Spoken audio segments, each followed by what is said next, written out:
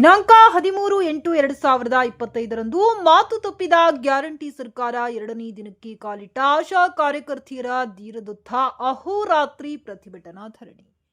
ನಗರದ ಅಶೋಕ ವೃತ್ತದಿಂದ ಜಿಲ್ಲಾಧಿಕಾರಿಗಳ ಕಚೇರಿಯವರೆಗೆ ಸಾವಿರಾರು ಸಂಖ್ಯೆಯಲ್ಲಿ ಆಶಾ ಕಾರ್ಯಕರ್ತೆಯರು ಸರ್ಕಾರದ ವಿರುದ್ಧ ಘೋಷಣೆ ಕೂಗಿ ಪ್ರತಿಭಟನಾ ಮೆರವಣಿಗೆ ನಡೆಸಿದರು. ಜನವರಿಯಲ್ಲಿ ಸರ್ಕಾರ ಮಾತು ಕೊಟ್ಟಂತೆ ನಡೆದುಕೊಳ್ಳಬೇಕು. ಏಪ್ರಿಲ್ನಿಂದ 10,000 ಜಾರಿ ಮಾಡುತ್ತೇವೆ ಎಂದು ಮಾನ್ಯ ಮುಖ್ಯಮಂತ್ರಿಗಳು ಮಾತು ಕೊಟ್ಟಂತೆ ನಡೆದುಕೊಳ್ಳಬೇಕು.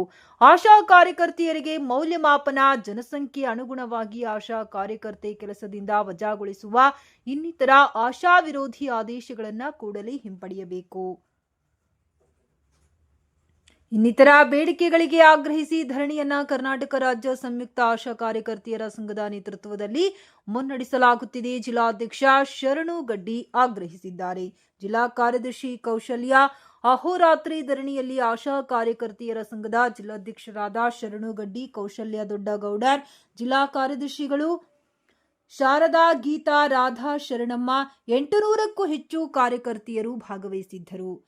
ಹಕ್ಕೊತ್ತಾಯಗಳು. ಮುಖ್ಯಮಂತ್ರಿಗಳು ಘೋಷಿಸಿದ ರಾಜ್ಯ ಗೌರವಧನ ಮತ್ತು ಕೇಂದ್ರದ ಭಾಗಶಃ ಪ್ರೋತ್ಸಾಹಧನ ಸೇರಿಸಿ ಮಾಸಿಕ ಕನಿಷ್ಠ 10,000 ಗ್ಯಾರಂಟಿಯನ್ನ ಈ ಏಪ್ರಿಲ್ನಿಂದ ಅನ್ವಯವಾಗುವಂತೆ ಆದೇಶ ಹೊರಡಿಸಬೇಕು.